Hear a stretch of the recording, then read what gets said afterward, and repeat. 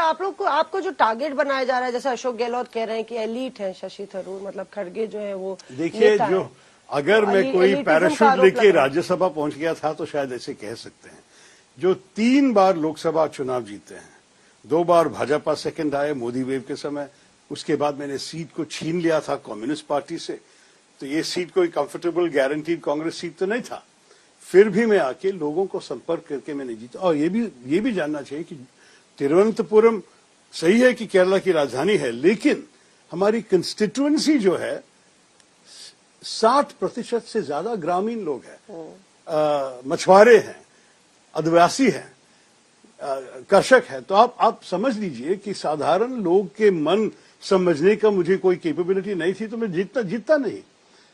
मुझे जो आप अगर मेरी वोट एनालिसिस करेंगे कि ज्यादा शहर के वोट नहीं मिला मुझे, मेरे वोट है उसी इलाके में जहां लोग मुझसे संपर्क करके उनको मालूम है कि ये आदमी हमारी हित में ही काम कर रहा है।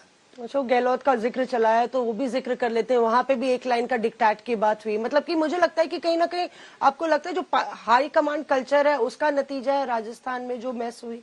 अगर रायशुमारी होती तो शायद, क्योंकि विधायक उसके बाद भी कह रहे हैं, मतलब एक जनरल, क्योंकि आप बेबाकी से अपनी बात रखते हैं, विधायक बाद में भी शशि साहब इस बात का जिक्र कर रहे हैं कि हम लोग से पूछा जाना चाहिए था। एक लाइन की डिक्टेट का जिक्र आया, ऑब्जर्वर की भूमिका पर संशय खड़ा हुआ, उसमें मल्लिकार्जुन खड़गे भी थे। तो आपको पता है कि यही मैं कह रहा हूं ना कि हमारी पार्टी के अंदर अगर लोगों को जरा से ज्यादा इन्वॉल्वमेंट का मौका दे दे, कि उनसे बात करें, उनको सुन ले, अंत में आप तय करेंगे, लेकिन उनकी राय जानने के बाद जब तय करेंगे बात अलग होगी। तो यही मैं कह रहा हूं। मैं राजस्थान के बारे में नहीं कह रहा हूं, क्योंकि जिस विषय पर मैं शामिल नहीं था मुझे बोलने का कोई हक नहीं है।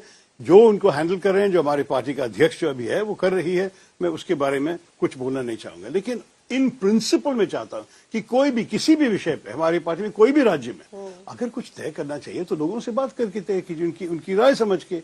और अगर आप लेजिस्लेचर के बारे में बोल रहे हैं तो नेचुरली जो चुनाव जीत के एमएलए आए उनको लगा है कि हमारी भी राय में कुछ है, हमसे भी पूछिए।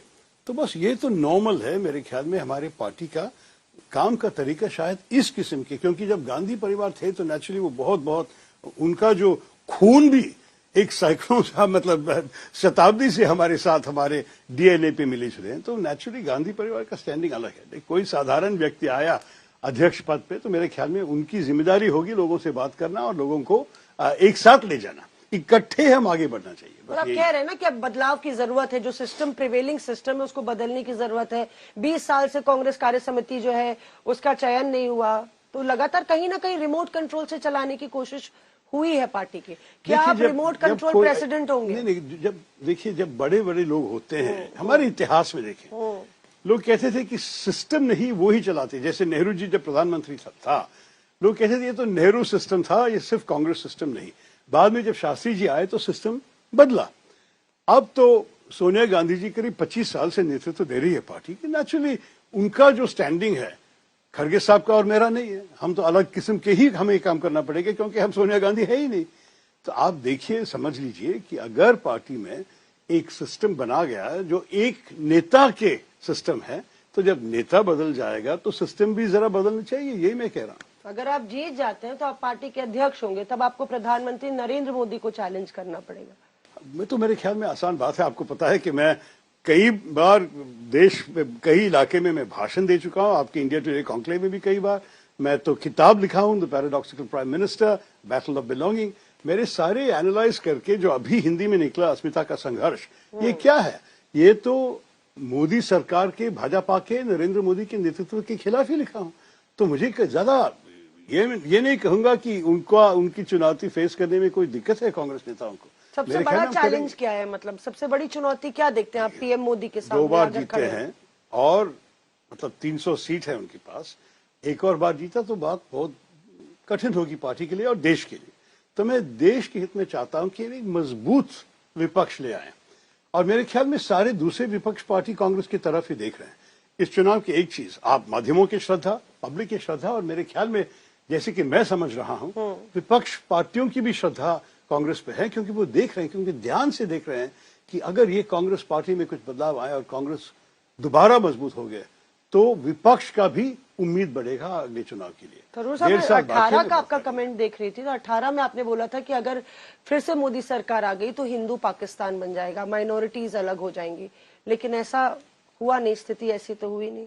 देखिए अब 2024 के लिए आपकी क्या तैयारी रहेगी? देखिए हम आप क्या क्या सुने हैं, आप मुझसे मत पूछिए, आप कोई मुसलमान नागरिक से पूछिए कि उनका अनुभव क्या है ये मोदी जी की सरकार में और क्या क्या सुन रहा है। जब लोगों के खिलाफ ऐसी बात चल रही है हमारे देश में कि उनको लग रहा है कि हम क्या सेकंड क्लास नागरिक बन गए, तो इस हाल अच्छा है क्या भारत के लिए? हम तो पाकिस्तान कभी नहीं बनना चाहते थे। जब पाकिस्तान बना गया एक मजहब के लोगों के लिए, भारत बहुत गर्व से कहा कि हम सबके देश हैं।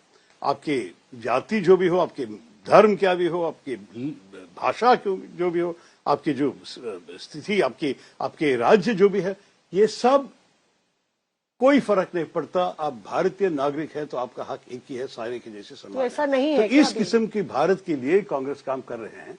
और अगर हमारे रूलिंग पार्टी के लोग ऐसे बात कर रहे हैं जैसे कि इसको बदल के हम हमारे देश एक हिंदू राष्ट्र बनाना चाहेंगे, तो मेरे ख्याल में ये हमारे संविधान के विरुद्ध है, हमारे देश के हित में नहीं है।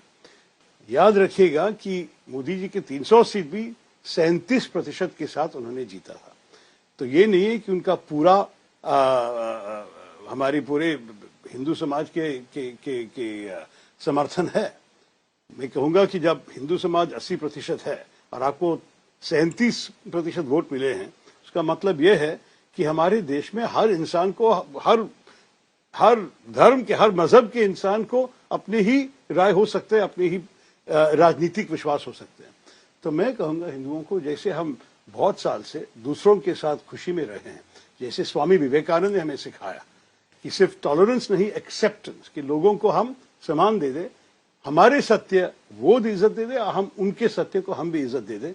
इस किस्म की राजनीति में कांग्रेस पार्टी तो प्रधानमंत्री भी कहते हैं वसुधैव कुटुंबकम, इसी की बात वो भी करते हैं। कहने की एक बात है और लोगों का अनुभव में आपको पूछना पड़ेगा। जो जिनके घर में और दुकानों में बुलडोजर आए हैं उनसे भी पूछिए कि क्या है आपका अनुभव, क्या आपको लग रहा है कि सब एक कुटुंबकम है हमारे देश में?